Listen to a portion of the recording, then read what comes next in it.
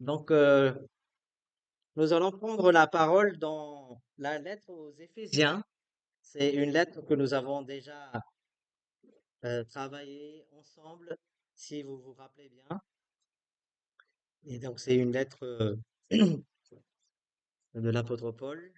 Et notamment, nous avons étudié depuis septembre 2022, si j'ai les bons souvenirs, surtout pour ceux qui se connectent par Skype.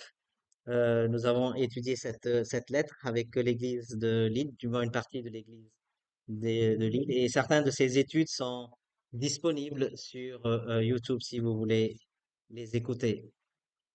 Alors, vous savez peut-être que c'est le temps de la fête de Thanksgiving. Je ne sais pas si vous avez déjà entendu parler de cette fête.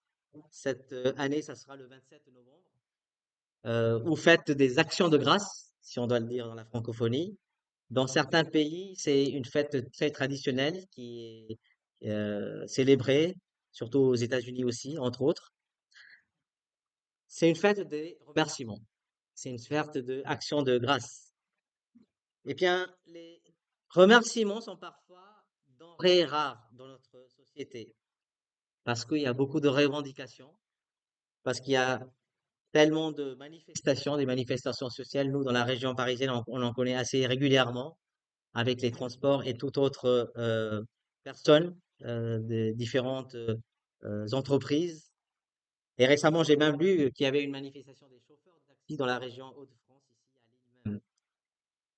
Mais la Bible parle de multiples façons comment nous sommes nourris tous les jours avec trois choses qui sont fondamentales.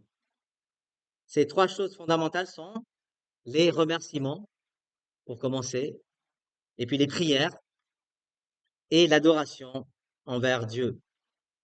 Et un psychologue américain du nom de Robert Emmons, il dit ainsi, et je vais lire sa citation pour vous: pratiquer la gratitude au quotidien, selon lui, réduit le stress et l'anxiété. La gratitude rend plus clairvoyant et lucide. Elle aide également à trouver une raison de vivre, une raison de se lever chaque matin. Dire merci améliore le lien social et vous rend plus heureux, d'après cette personne, ce psychologue. Fin de citation. Donc, comme je vous ai dit tout à l'heure, on a commencé la lettre des Éphésiens et bien sûr, cette lettre commence même avec des louanges, une eulogie à Dieu. C'est ce que nous avions déjà étudié. Cette lettre de l'apôtre Paul, c'est un véritable joyau pour tous les chrétiens. Elle a traversé des siècles, bien sûr, jusqu'aujourd'hui. Elle a traversé jusque ce matin pour que nous puissions lire cette lettre qui peut-être pendant un temps oubliée quand la Bible a été mise au défi pour être détruite, mais cette parole a été préservée. Cette lettre de l'apôtre Paul qu'il a écrite depuis la prison de Rome vers l'été en l'an 62. Elle fut portée dans la province romaine par Tychique. C'est ce que nous lisons. C'était une lettre circulaire, bien sûr, c'est communément entendu sous le nom de la lettre aux Éphésiens, mais c'était une lettre circulaire et elle a circulé dans la région d'Asie, dans la province, et même jusqu'en France aujourd'hui. Donc nous pouvons nous en approprier. Son contenu a parcouru dans tous ces siècles pour venir jusqu'à Lille ce matin. Voilà le conseil que Dieu a à travers cette lettre pour toute l'Église et pour tous les âges de tous les siècles dans cette dispensation de l'Église où nous nous retrouvons.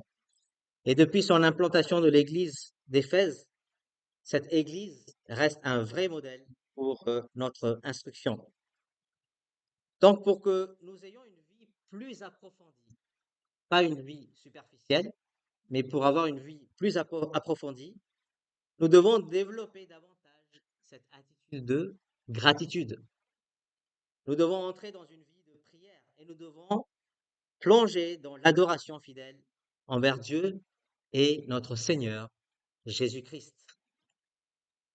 Voilà les grandes idées que nous allons voir ce matin et j'ai intitulé pour cette méditation une vie approfondie par trois choses fondamentales. Une vie approfondie par trois choses fondamentales. Prenons tout de suite la parole de Dieu dans la lettre des Éphésiens, justement, chapitre 1. Donc nous avons Nous avons étudié jusqu'au au moins verset 14, si mes souvenirs sont bons, et peut-être quelques versets à partir de 15 ou 16 les dernières fois. Mais là, nous allons voir les versets 15 à 23 ensemble ce matin pour notre exhortation, pour que cette parole nous guide, nous fortifie, et dans tous nos combats, c'est cette parole qui est notre épée, comme nous avons chanté tout à l'heure.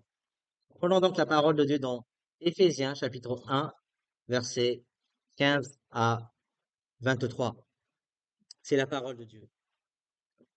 Éphésiens chapitre 1, versets 15 à 23.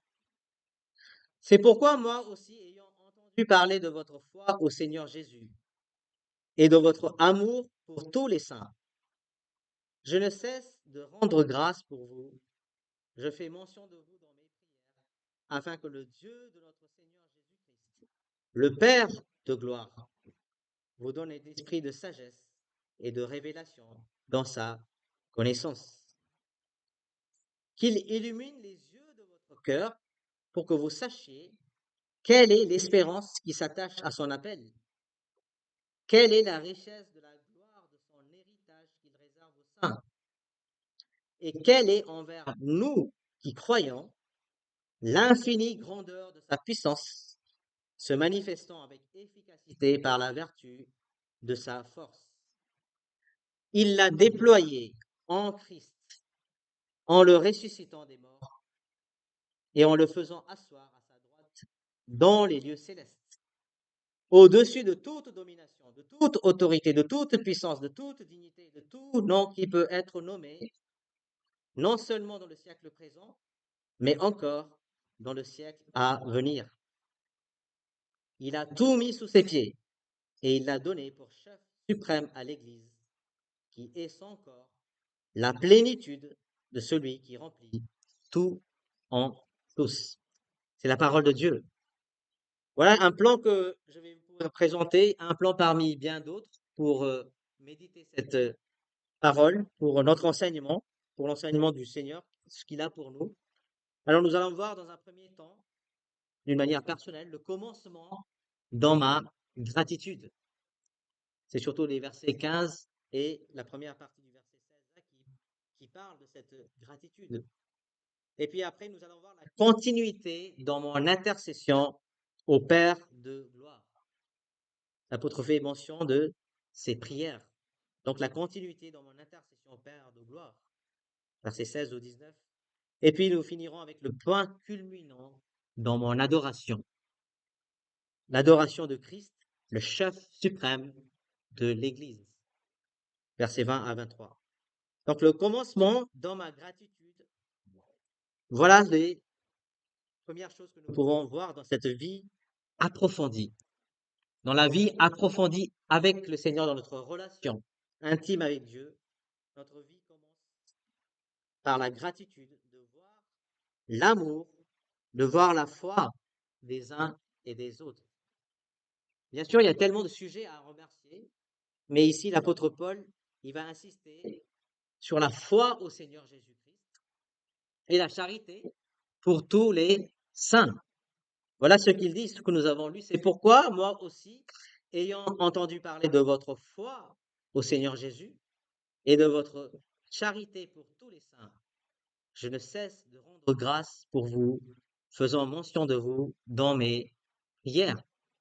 Et j'espère que chacun d'entre nous ici, vous avez cette foi au Seigneur Jésus-Christ. Si ce n'est pas le cas, venez tout de suite à Jésus-Christ avec tous vos péchés, tous vos fardeaux. Il est prêt à vous pardonner tel que vous êtes. Le premier mot de liaison ici, c'est pourquoi. Il dit c'est pourquoi marque justement un rattachement entre les versets 15 à 19 et les versets que nous avions vus dans les mois et les années passées, les versets 3 à 14, sur nos presque 12 ou 13 sessions que nous avions vues.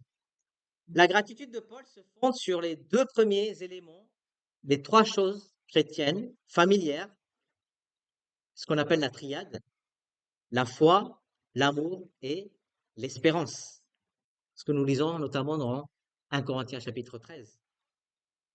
Il y a un nombre important d'occurrences. Si vous tournez la Bible avec cette triade de l'apôtre Paul, notamment nous pouvons lire par exemple dans 1 Corinthiens 13, ou aussi dans 1 Thessaloniciens, ou même 2 Thessaloniciens. Nous pouvons prendre par exemple 2 Thessaloniciens chapitre 1, verset 3. 2 Thessaloniciens 1, verset 3, il dit, nous devons à votre sujet, frères, rendre continuellement grâce à Dieu, comme cela est juste. Rendre continuellement grâce à Dieu, parce que votre foi fait de grands progrès et la charité de chacun de vous à l'égard des autres augmente de plus en plus. L'amour qui augmente de plus en plus. Et dans le contexte des Éphésiens, nous sommes à peu près 4 années. 4 années se sont déroulées où le apôtre, avec une petite équipe, a œuvré à Éphèse. Et maintenant, voilà, nous nous rappelons qu'il est dans une prison lorsqu'il rédige ces mots que nous lisons dans notre présente étude. C'est curieux, n'est-ce pas? Quelqu'un qui se trouve dans une prison, après 4 années, il aurait bien voulu être dans cette église, prêcher librement, ouvrir la parole, mais il est dans une prison. Il parle justement de cette louange, dans cette action de grâce envers Dieu. Louange envers Dieu et action de grâce pour ses frères et sœurs. Et il le souligne en premier lieu, la foi au Seigneur Jésus et de leur amour pour tous les saints. L'apôtre fait mention ici de la foi, la foi au salut, bien sûr, qu'il évoque par exemple dans Romains 19, où il est dit, si tu confesses Jésus-Christ de toute ta bouche, que le Seigneur Jésus, et si tu crois que le Seigneur Jésus, Jésus-Christ est le Seigneur, et si tu crois que Dieu l'a ressuscité des morts, tu seras sauvé. Et c'est cette foi dont il est question ici. L'expression la foi au Seigneur Jésus, donc, indique la sphère dans laquelle cette foi vit, cette foi s'émancipe et cette foi est agissante. Bien sûr, il n'est pas question d'une foi par rapport à un gourou, une foi par rapport à une religion, ou même, comme certains mettent leur confiance et leur foi dans l'argent, qui est leur Dieu. Mais la foi réelle, vivante, qui s'émancipe dans le Seigneur, au Seigneur Jésus-Christ. Et il qualifie justement ces chrétiens au premier verset, si vous prenez ici, dans Éphésiens chapitre 1, que nous avions déjà lu. Il parle aux saints qui sont à Éphèse et aux fidèles qui sont en Jésus-Christ. Donc il s'agit de la foi qui nous est imputée à justice. Comme il dira par exemple dans Romains, par rapport à la foi d'Abraham, sa foi lui est imputée à justice. Ma foi m'est imputée à justice. La foi de chacun d'entre vous vous êtes imputée à justice. Voilà la foi dont il est question ici, pour lequel l'apôtre Paul rend grâce. Et après avoir rendu grâce à la foi au Seigneur Jésus-Christ, il parle maintenant de l'amour. Quant à l'amour de ses lecteurs, il va s'exercer envers tous les saints. C'est vraiment intéressant de noter ce terme, envers tous les saints. Et dans le contexte, par exemple, dans la collecte aux Corinthiens, lorsqu'il écrit, il va dire ainsi dans 2 Corinthiens chapitre 8, 4, vous pouvez prendre avec moi dans 2 Corinthiens chapitre 8 et verset 4, voilà comment il va dire par rapport à cette même notion, tous les saints. Il dit, nous demandons avec de grandes instances la grâce de prendre part à l'assistance destinée aux saints. Et puis un peu plus tard dans le chapitre 9, 1, toujours dans 2 Corinthiens, il dit, il est superflu que je vous écrive touchant l'assistance destinée aux saints. Donc il parle aux saints de l'Église, parlons des chrétiens de l'Église d'Éphèse. Et ici, il parle de leur amour envers tous les saints. Et ailleurs aussi, dans Corinthiens, il est en train de parler de cette collecte qui est destinée aux saints. Donc, c'est un terme assez euh, euh, fréquemment utilisé dans le contexte euh, la, euh, du Nouveau Testament. Donc, cette expression des saints, il désigne dans l'Église par rapport aux Corinthiens, il parle de ceux qui sont à l'Église de Jérusalem, ou les chrétiens d'origine qui sont juifs, mais aussi les chrétiens d'origine qui sont non juifs. Dans ce sens ici, l'amour des Éphésiens prend un sens indiquant leur preuve de leur affection envers tous les saints, c'est-à-dire envers les saints qui sont d'origine juive envers les saints qui ne sont pas forcément d'origine juive. Pourquoi? Parce que justement ce mur d'inimitié a été aboli, a été détruit. Le mur de séparation. Il va parler justement dans le chapitre 2 plus tard que ce mur d'inimitié séparant les juifs et les non-juifs va être détruit, démoli. Et c'est pour cela que il peut parler de cette étendue de l'amour qui est accentuée à tous les saints. Bien sûr, on nie pas la disparition des anciennes barrières, mais l'expression de leur amour pratique et leur intérêt dans la fraternité en Jésus-Christ envers les frères vise tous les saints qui sont en Seigneur, en notre Seigneur Jésus-Christ. Tous les chrétiens, quelle que soit leur origine, quelle que soit leurs ethnies, quel que soit leur continent, où ils sont, d'où ils sont, pour se rassembler. C'est un peu ce qu'aujourd'hui nous voyons en France, n'est-ce pas, dans certaines églises et même ici.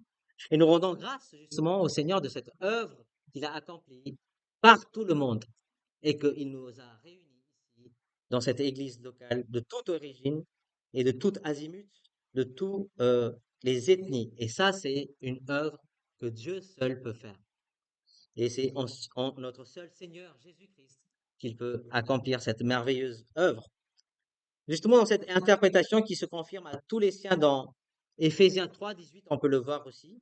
Éphésiens, si vous lisez dans Éphésiens chapitre 3, verset 18, il dit que vous puissiez comprendre avec tous les saints quelle est la largeur, la longueur, la profondeur, la hauteur, et connaître l'amour de Christ qui surpasse toute connaissance, en sorte que vous soyez remplis jusqu'à toute la plénitude de Dieu. Voilà comment cet amour s'émancipe, comment cet amour se manifeste. Et puis il dira dans Philémon, par exemple, quand il s'adresse à son ami Philémon, en parlant de, de, de la foi encore, il va dire, je suis informé de la foi que tu as au Seigneur Jésus. Et là, il parle personnellement à Philémon. Je suis informé de la foi que tu as au Seigneur Jésus et de ta charité pour tous les saints. Donc, lorsque nous concevons ce mot tous les saints dans l'Écriture, nous devons comprendre comme tous les saints.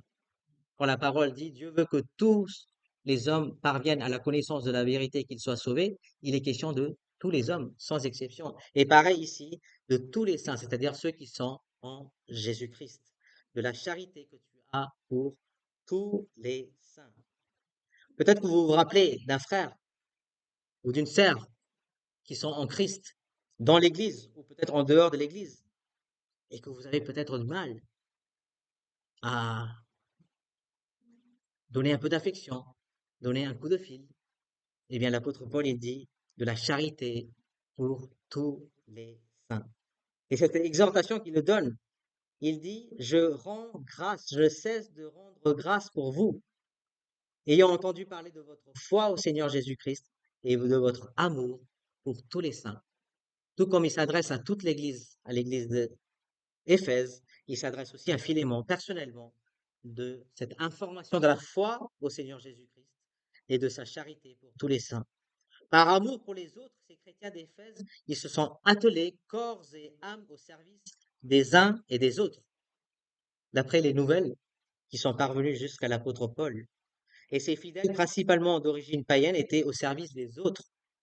Ils considéraient moins leur confort et priorisaient à aimer tous les saints, et quel que soit parfois le coût que cela puisse imputer. Donc, comme on a vu dans cette application, pour nous, ce matin, cherchons toujours à aimer tous les saints, même ceux parfois sur lesquels vous avez du mal parce qu'il y a peut-être une parole qui a été blessante, qui a été jetée par erreur, par péché. Mais l'apôtre Paul nous exhorte à aimer tous les saints. Et parce qu'il se rappelle de leur amour pour tous les saints, quelle que soit leur origine, quelle que soit leur nationalité, et par notre union en Jésus-Christ, nous pouvons parvenir à cet amour. Nous pouvons élaborer tellement d'idées, bien sûr, pour démontrer cet amour en tant qu'Église, comme vous faites par exemple, à se réunir pour faire une répétition, à partager cet amour que nous avons reçu dans le Seigneur Jésus-Christ, à partager ce message de la très bonne nouvelle de l'Évangile dans cette période hivernale de Noël. bien des façons que nous pouvons penser chaque jour et chaque semaine même à démontrer envers un frère, envers une sœur, notre amour. Et si nous fréquentons cette église, c'est même une preuve évidente que vous aimez les uns et les autres et que vous avez envie, vous avez le désir de voir les uns les autres et être exhortés ensemble dans le Seigneur et grandir dans cet amour. Donc, nous sommes appelés à rendre grâce, chers frères et sœurs, à Dieu pour toute l'œuvre de Dieu à Lille, dans cette église locale, et tout ce que l'on reçoit les uns et les autres, et tout ce que nous donnons les uns pour les autres. Je ne cesse de rendre grâce pour vous. On va s'attarder un tout petit peu sur cette expression. Je ne cesse de rendre grâce pour vous. On va étudier un moment sur ces remerciements sans cesse. Nous avons plusieurs exemples en fait de cette occurrence de ces actions de grâce continuelles à l'introduction comme au milieu des lettres de l'apôtre Paul. Revenons par exemple dans 1 Thessaloniciens chapitre 1 verset 2 qui est juste à côté. 1 Thessaloniciens chapitre 1 verset 2, il dit: nous rendons continuellement grâce à Dieu pour vous tous, faisons mention de vous dans nos prières. Nous rendons continuellement grâce à Dieu. Ailleurs, il dira dans le chapitre 2, verset 13, c'est pourquoi nous rendons continuellement grâce à Dieu de ce qu'en recevant la parole de Dieu, que nous vous avons fait entendre, vous l'avez reçue comme la parole, non comme la parole des hommes, mais ainsi qu'elle l'est véritablement, comme la parole de Dieu qui agit en vous qui croyez. Voilà cette action de grâce sans cesse. Est-ce que c'est facile, les actions de grâce sans cesse? Pas évident, n'est-ce pas? Que vous soyez dans la région de Lille, que vous soyez dans la région parisienne, il y a toujours des choses qui fonctionnent pas, il y a toujours des imprévus, il y a toujours des choses qui bouchonnent, parce que on est dans des grandes métropoles. Mais le Seigneur, il nous exhorte à rendre des constants remerciements dans toutes les situations. Et l'apôtre Paul rassure ici de ses constants remerciements envers Dieu pour ses saints. Cette tournure, je ne cesse de rendre grâce pour vous, n'implique pas, bien sûr, forcément une prière de 24/7 avec des formulations que certaines religions font dans des tours de prière qu'ils érigent parfois et ils relaient des formules de prière non-stop. Bien sûr, c'est pas forcément ça. Qualifier l'action de grâce comme incessante ou par d'autres expressions comme continuellement ou en tout temps ou jour et nuit fait partie du style des anciennes lettres, autant les lettres que les Juifs ont connues, ou même les non-Juifs ont connues dans cette période. L'indication de Paul dans sa communication aux Éphésiens est qu'il rend grâce pour eux régulièrement, dans ces temps de prière. Ça peut être le matin, que nous pouvons passer un moment dans le Seigneur, individuellement, en famille, ou à midi, en plein travail, pendant le pause de déjeuner, par exemple, ou le soir, quand la famille se retrouve, quand vous vous retrouvez ensemble. C'est l'exemple un peu du prophète Daniel. Tournez avec moi justement cet exemple qu'on peut voir dans l'Ancien Testament de Daniel. Nous pouvons lire dans Daniel chapitre 6, 10. Dans Daniel chapitre 6, verset 10.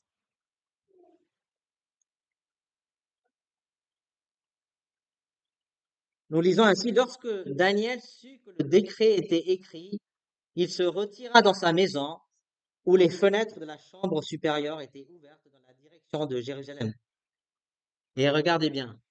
Et 3 fois par jour, il se mettait à genoux, il priait et il louait son Dieu comme il le faisait auparavant. Le contexte, vous savez, c'est quoi, hein, bien sûr. Daniel, il était peut-être dans un palais, mais il y a la mort qui guette, parce qu'il doit faire face à des lions, à des vrais lions, parce que par jalousie, certains de ses fonctionnaires, ils voulaient que Daniel soit pris au piège et qu'ils arrêtent de prier. Mais voilà ce que Daniel, le prophète, fait. 3 fois par jour, il se met à genoux, il prie, il loue son Dieu comme il le faisait auparavant. C'est merveilleux, n'est-ce pas? Il s'agit comme des heures de repas pour lui, pour Daniel. Comme nous mangeons ce matin, nous allons certainement manger, ou à midi, nous allons manger, ou le soir, pour notre souper. Et pareil, 3 heures quotidiennes de la prière, à toute heure aussi, bien sûr, que nous pouvons adressée dans l'esprit, par l'esprit, nous pouvons prier en dehors de même ces occasions. Donc même pendant la rédaction de cette lettre, l'apôtre indique l'action de grâce qui jaillit de son être pour les bien-aimés de l'église de Éphèse.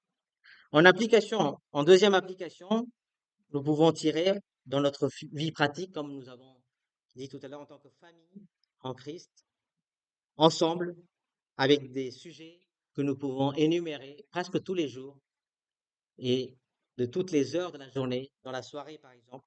Vous écrivez une liste. Voilà, je remercie le Seigneur parce que j'ai pu me lever. Je remercie le Seigneur parce que j'ai pu aller au travail. Je remercie le Seigneur parce que j'ai pu voir mes collègues. On peut prier pour les collègues. Et on rentre à la maison, on revoit nos familles, on revoit le dimanche nos frères et sœurs, nos bien-aimés en Jésus-Christ. Voilà tous ces sujets de prière que nous pouvons lister, nommer.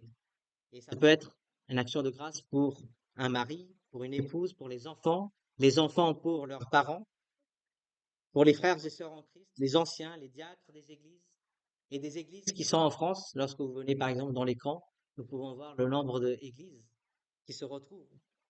Et quelqu'un, il a cité une illustration, et j'ai trouvé très intéressant cette illustration sur les actions de grâce. Alors il dit, je vais visionner avec moi un peu cette image, quelqu'un qui prend un plat de sable. Donc il prend la terre du jardin et il met sur un plat et on me donne ce plat de sable et on me dit qu'il contient des particules de fer. Est-ce que vous allez croire qu'il y a des particules de fer dans le plat de sable? Je peux les chercher avec mes yeux, je peux les chercher avec mes doigts maladroits, mais toujours, je serai incapable de les détecter peut-être. Certainement, vous n'allez pas trouver des particules comme ça. Mais permettez-moi de prendre un aimant. Je vais prendre un aimant et je vais balayer ce plat de sable. Et voilà qu'il va attirer vers lui les particules de fer qui sont presque invisibles. C'est un peu l'image, le cœur ingrat, un peu comme mon doigt qui est maladroit, qui cherche peut-être des sujets d'action de grâce, qui ne trouve peut-être pas, et qui ne découvre peut-être aucune bénédiction divine, mais que le cœur, justement, reconnaissant qu'il traverse la vie comme un aimant, couvre le fer, les tout petites particules de fer, et il trouvera chaque jour une bénédiction divine.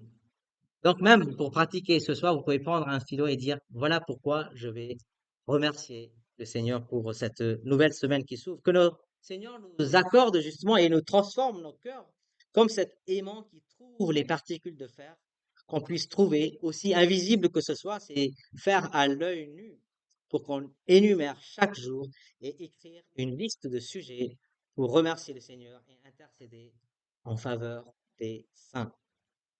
Voilà notre premier point sur les remerciements. Maintenant, nous allons passer à cette intercession. La continuité dans mon intercession au Père de gloire. L'apôtre Paul, il écrit justement quelque chose qui est particulièrement vu dans cette prière et que nous pouvons lire dans cette deuxième partie. Je fais mention de vous dans mes prières afin que le Dieu de notre Seigneur Jésus-Christ, le Père de gloire, vous donne un esprit de sagesse et de révélation dans sa connaissance et qu'il illumine les yeux de votre cœur pour que vous sachiez quelle est l'espérance qui s'attache à son appel, quelle est la richesse de la gloire de son héritage qu'il réserve aux saints et quelle est, envers nous qui croyons, l'infinie grandeur de sa puissance qui se manifeste avec efficacité par la vertu de sa force. La requête qui est adressée au Père de gloire, Dieu de notre Seigneur Jésus-Christ, pour qu'il ouvre nos yeux. Donc l'intercession de Paul dans ces versets est étroitement liée à sa reconnaissance. Et il dit l'expression je fais mention qui équivaut je vais présenter maintenant ma requête. Quand on vient au Seigneur, on vient toujours avec des louanges. C'est pour ça que les dimanches matins, on commence par remercier par les louanges envers le Seigneur Jésus-Christ, par ses remerciements pour ce que nous sommes retrouvés les uns et les autres. Et maintenant qu'il a fini cette action de grâce, il va dire, je présente ma requête. Il considère l'intercession mutuelle comme d'une importance stratégique pour l'Église. Le développement de cette attitude chrétienne dans nos églises Et la continuité dans nos ministères évangéliques, dans nos églises, dépendent entièrement de Dieu. Et c'est pour cela que nous avons des moments, comme vous avez partagé ce matin dans l'annonce, des moments de prière, des heures dédiées ensemble. Et dans le temps de Paul, tout comme aujourd'hui, ce sont des moments importants. C'est comme quelqu'un a dit, les prières, c'est peut-être pas visible et c'est comme la colonne vertébrale pour une église. C'est elle qui permet de nous tenir. C'est elle qui nous permet de proclamer l'évangile. Dieu est vivant et Dieu exauce et il comble généreusement ses enfants lorsque nous faisons appel à lui dans la prière. Paul adresse régulièrement des supplications en faveur des saints vis-à-vis desquels il exerce des responsabilités pastorales. Et donc, les responsables d'église ont besoin de prier pour les fidèles tous les jours. Et c'est une nécessité capitale pour les églises. Et peut-être vous avez déjà entendu parler de cet prédicateur qui s'appelle le prince des prédicateurs, on l'appelle communément, Charles Spurgeon. Et dans son église, il y a un sous-sol, apparemment, il y a plein de frères et sœurs pendant les prédications de la parole, où des gens attendent même en dehors des locaux de l'église pour écouter la parole. Et c'est presque une salle de feu, parce que c'est là où ils sont en train de prier, invoquer le Seigneur pour qu'il y ait une bénédiction dans la vie des croyants et aussi la bénédiction pour ceux qui viendront à travers ces prédications de l'Évangile. Donc ici, à l'instar de l'apôtre Paul, nous pouvons pratiquer régulièrement nos vies d'intercession les uns envers les autres. Et on comprendra que c'est l'armure essentielle et efficace. Le temps nous manque de lire cette armure dans Éphésiens chapitre 6, 18 à 20. Vous pouvez le lire chez vous. Et dans Éphésiens 1, 17, nous lisons que le Dieu de notre Seigneur Jésus-Christ, le Père de gloire, vous donne un esprit de sagesse, de révélation dans sa connaissance. John Stott, il a écrit dans Éphésiens 1, il dit, Paul nous encourage par son modèle à louer Dieu de ce qu'en Christ, nous avons été bénis de toute bénédiction spirituelle et en même temps à prier pour qu'il nous aide à saisir la plénitude de tout ce qu'il nous a donné. Bien sûr, Paul ne réclame pas de nouvelles bénédictions comme s'il n'était pas conscient que Dieu leur a déjà accordé ces bénédictions. Et ces bénédictions qu'on a reçues par pure grâce, tous ces privilèges en Jésus-Christ. Mais d'un autre côté, Paul ne veut pas non plus que les chrétiens deviennent autosuffisants. Il le considère comme quelque chose de acquis, comme on peut être satisfait de soi-même. Il part pas de ce principe que tout est acquis, mais il part du principe qu'ayant tout en Christ, on a besoin de croître dans la connaissance de Dieu. Et on a besoin d'expérimenter l'expérience consciente des bienfaits de Dieu que nous recevons. D'où la formulation de cette requête qu'il nous donne un esprit de sagesse et de révélation dans sa connaissance. Esprit de sagesse et de révélation dans sa connaissance. Donc c'est à Dieu notre Seigneur Jésus-Christ, le Père de gloire, que l'apôtre Paul adresse ses prières. Donc notons bien les deux prières d'intercession des Éphésiens où le titre est conféré à Dieu et il est complet, il souligne que Dieu est Père. Et dans Éphésiens 3, par exemple, dans les versets 14-15, il va fléchir les genoux, il va dire, le Père de qui toute la famille dans les cieux et sur la terre tire son nom. Donc il s'adresse à Dieu, le Père de gloire, et Dieu, le Père, de qui toutes les familles dans les cieux et sur la terre tirent son nom, toutes les familles. Donc les titres de Dieu dans les requêtes évoquent justement un aspect de la nature de Dieu ou de son activité de salut en harmonie avec le contenu de la prière. Donc le titre rappelle que la grâce, la puissance et la gloire de Dieu sont sans limite, sans borne. Dieu est suffisant, il est plus que suffisant. Dieu est plus que suffisant pour tous nos besoins. Est-ce que nous croyons à cela? Croyons que Dieu comble tous nos besoins. Un auteur qui s'appelle O'Brien, il écrit l'énoncé du titre complet dans Éphésiens 1, 17 pointe dans deux directions. Le premier titre, vers le Dieu de notre Seigneur Jésus-Christ. Donc cela évoque l'eulogie, donc la louange, avec assurance, avec confiance. Tandis que le second, le Père de gloire, prépare fortement la requête avec la demande de connaissance et de sagesse, d'espérance, de gloire et de puissance. Voilà toutes ces requêtes que nous voyons. Paul prie pour tous les saints, à ce qu'ils parviennent à la véritable théologie. C'est quoi la théologie? c'est la connaissance de Dieu, c'est la science de Dieu. C'est connaître la vraie personne de celui qui est le créateur de tout l'univers. Comme le frère l'avait rappelé ce matin, il est le créateur de tout l'univers si grand et aussi bien le créateur de notre corps qui est si petit. C'est ça la connaissance, la théologie, la connaissance de Dieu pour lequel l'apôtre Paul prie. Dans le temps où la théologie et la formation biblique sont discréditées, nous sommes reconnaissants, et particulièrement pour cette Église, qui loge même des instituts pour que la parole de Dieu soit prêchée et que des hommes puissent prendre le relais pour transmettre à la nouvelle génération. Combien il est important que nous devons nous rappeler dans cette intercession, est-ce que nous croyons en Dieu qui peut agir pour que nous puissions connaître Dieu davantage et faire connaître Dieu à d'autres.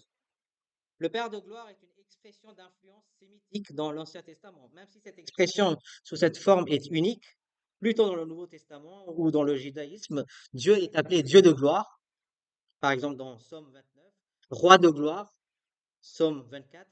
Le titre le Seigneur de gloire est aussi appliqué à notre Seigneur Jésus-Christ, par exemple dans 1 Corinthiens 2,8, dans Jacques 2,1. Bien sûr, le temps nous manque pour lire tous ces passages. Donc l'expression de gloire désigne le Père glorieux et évoque aussi l'origine. Dieu est la source de toute vraie gloire. Dieu est la source de toute vraie gloire. Et donc ces deux idées sont présentes dans le terme Père de gloire. Cette gloire évoque la splendeur, l'éclat de la présence divine. Voilà celui à qui Paul s'adresse. C'est merveilleux, n'est-ce pas?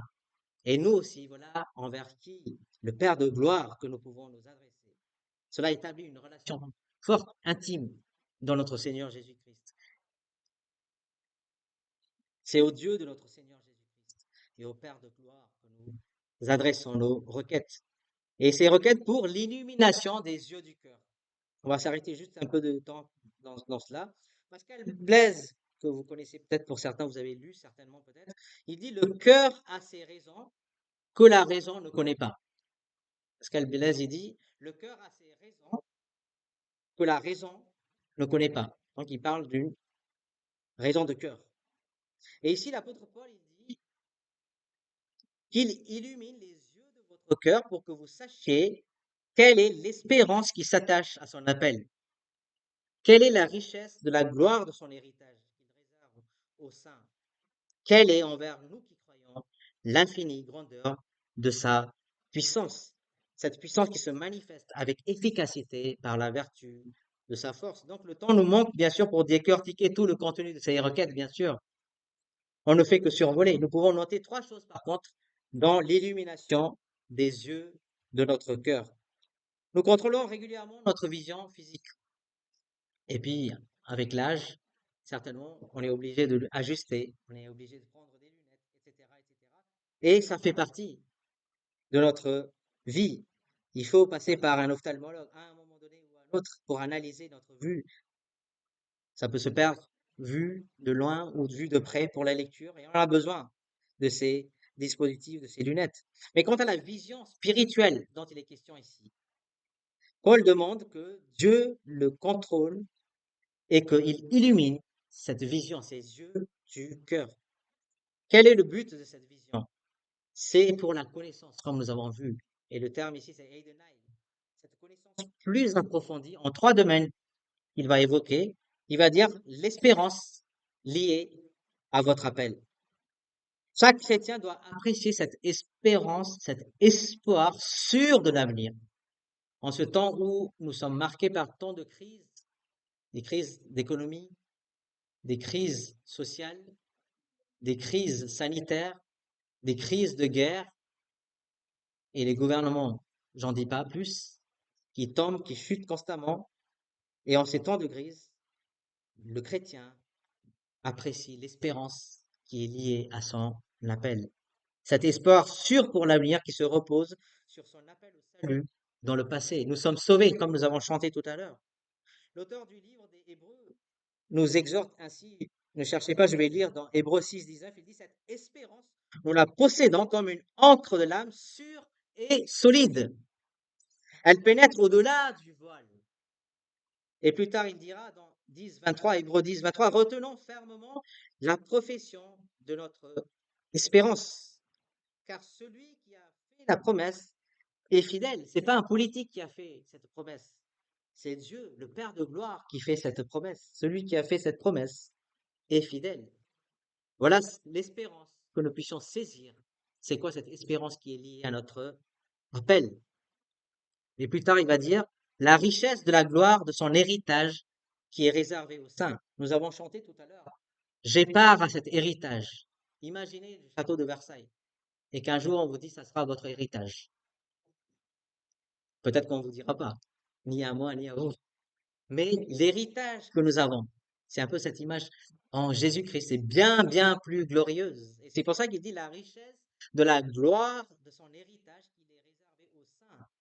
Voilà dans cette deuxième élément contenu de cette requête, les lecteurs, c'est-à-dire ces Éphésiens comme nous aujourd'hui, en saisit et on se rend compte que l'Esprit est un gage de notre héritage, qu'il va parler déjà au verset 14, que nous avions étudié, et nous le recevons de Dieu. Et ici, il parle de l'héritage de Dieu qui est réservé aux saints, c'est-à-dire à nous. Cet héritage sera précieux. Elle est riche. Quelle est la richesse de la gloire de cet héritage? Parce que les croyants sont des gens que Dieu a payé cher pour acheter. Quel est le prix de ce rachat? C'est le sang de son propre fils. Le sang qui symbolise la mort violente de son propre fils. Et c'est pour ça que nous avons cette richesse de gloire de son héritage qu'il a réservé aux saints, à nous. Ce sera donc un héritage glorieux, car lorsque nous verrons le Seigneur Jésus-Christ, nous connaîtrons cette glorification, loin du péché. Nous ne sommes plus dans la présence du péché quand nous serons glorifiés, quand nous serons entièrement purifiés du péché. Et pour finir, il dit l'infinie grandeur de sa puissance. Voilà, troisièmement, Paul veut que les Éphésiens connaissent la grande puissance de Dieu. Cette si grande puissance qui affecte chaque chrétien, quelle que soit notre faiblesse du moment présent, qu'il s'agisse des maladies, des épreuves au travail, ou peut-être des moqueries à cause de notre foi, quelles que soient les choses insignifiantes dont on se moque de vous, et peut-être l'Église paraisse insignifiante, mais Dieu nous comble de sa puissance, et c'est ce qu'il décrit, l'infinie grandeur de sa puissance. Quelqu'un a écrit, si l'appel de Dieu remonte au début, au passé, l'héritage de Dieu s'étend jusqu'à la fin. Donc l'appel lié à notre espérance au passé, l'héritage qui va venir s'étend jusqu'à la fin, et il est certain que la puissance de Dieu, elle est entre cette période intermédiaire, dans ce laps de temps, entre le début et la fin, entre notre appel à cette espérance et notre futur héritage. Nous avons cette puissance, cette infinie grandeur de cette puissance, en grec dynamis, qui fait référence à une vie de force. Spirituellement, nous sommes dynamiques, loin du péché. C'est par le sang de Jésus-Christ que nous avons cette puissance à combattre tout péché. L'efficacité, la force et la vertu dont l'apôtre Paul parle ici décrivent davantage cette puissance de Dieu. Et ces trois mots décrivent comment, avec énergie, dans le fait que c'est inhérent à Dieu, ça provient de Dieu, et elle est capable de surmonter, elle nous rend capable de surmonter toute résistance, y compris notre propre nature pécheresse. Et c'est ça l'infinie grandeur de sa puissance dont l'apôtre Paul évoque ici. C'est la puissance illimitée de Dieu qui est une ressource mise à la disposition de chaque homme de Dieu, de chaque femme de Dieu, de chaque croyant, même réuni dans ces lieux. Et l'auteur Wiersbe écrit ici, en faisant de nous son héritage, Dieu a montré son amour. En nous promettant un avenir merveilleux, il encourage notre espérance. Et le texte de l'apôtre nous offre maintenant quelque chose à défier notre foi. L'extrême grandeur de sa puissance qui agit envers nous qui croyons.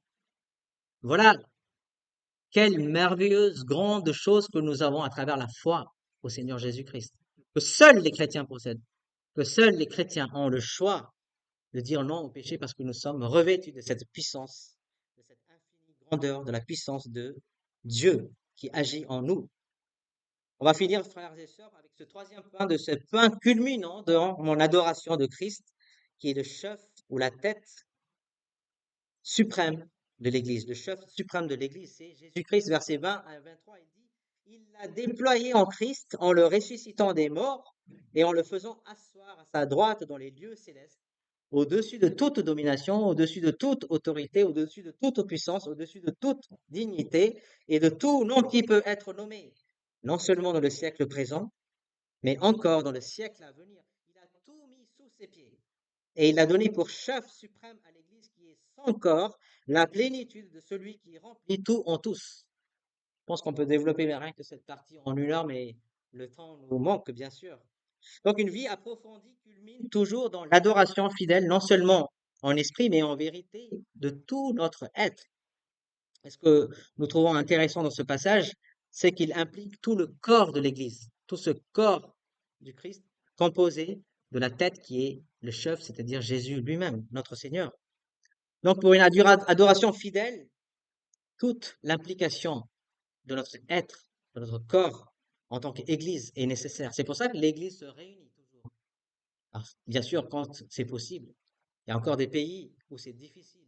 Et nous avons encore en France cette grâce d'avoir cette liberté de nous réunir librement.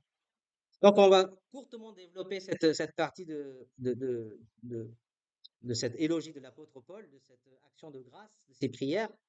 Et il dit justement, il parle de la seigneurie de Jésus pour ne pas minimiser seulement Jésus dans son être humain, dans son état humain, mais aussi Jésus en tant que roi des rois, en tant que Seigneur, le chef de son Église, celui qui est souverain sur son Église.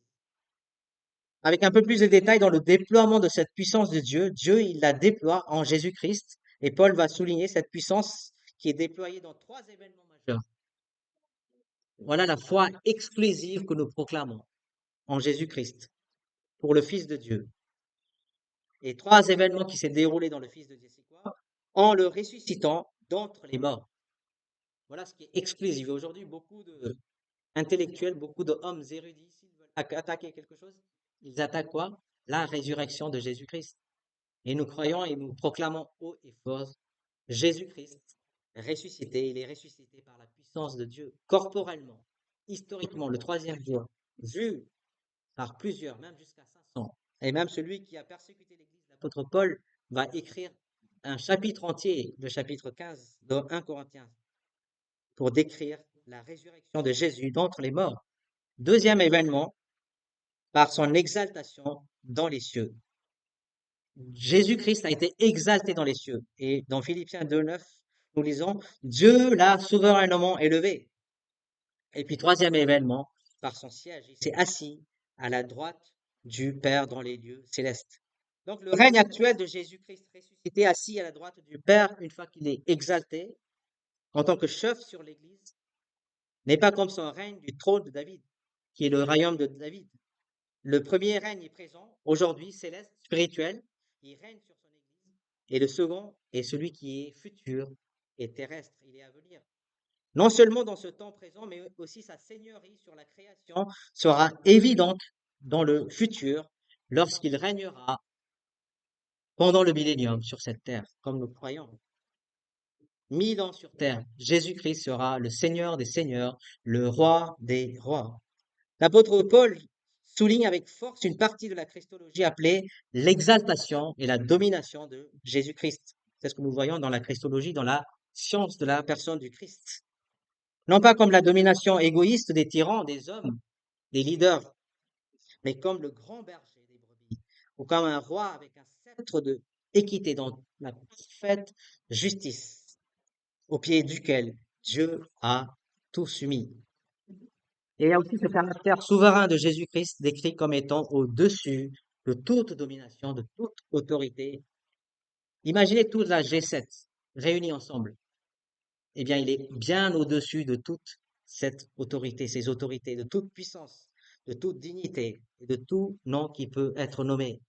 Ce n'est pas les anges qui contrôlent le destin humain, selon les croyances de certains juifs, dans le temps en tout cas, mais l'apôtre Paul insiste que c'est Christ, Jésus, le Messie, celui qui est né à Bethléem, celui qui est mort à Jérusalem, celui qui est ressuscité Le troisième jour, qui est au-dessus, souverainement élevé, la soumission de toutes choses par le Père au Christ, la tête de l'Église. C'est encore une manifestation de cette puissance de Dieu.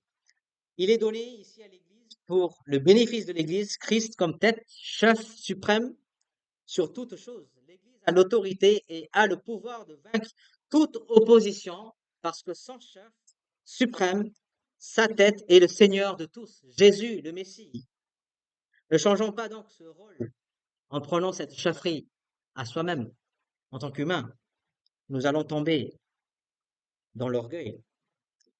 Mais si nous laissons cette chefferie à Jésus-Christ, cette tête de l'Église, l'Église va s'émanciper dans la puissance de Dieu. L'Église composée de tous les vrais croyants est à la fois le corps du Christ et la plénitude. L'Église est la plénitude de celui qui remplit tout, de toutes les manières possibles. L'Église est ce corps, et ici il est décrit l'Église comme la plénitude de Dieu, la même puissance divine de la résurrection manifestée en Jésus-Christ, la tête du corps, est à notre disposition maintenant, cette même puissance. Cela nous est indispensable pour vivre une vie à travers laquelle nous voulons plaire à Dieu. Est-ce que nous voulons plaire à Dieu? Et c'est à travers cette puissance que Dieu nous donne, à travers son Fils, en le mettant dans la chefferie de notre vie personnelle, intime, et dans notre vie de famille, et dans notre vie d'église, que nous serons remplis. Jésus-Christ remplit et remplira toutes choses, remplira nos familles, remplira nos cœurs, remplira l'église avec ses bénédictions.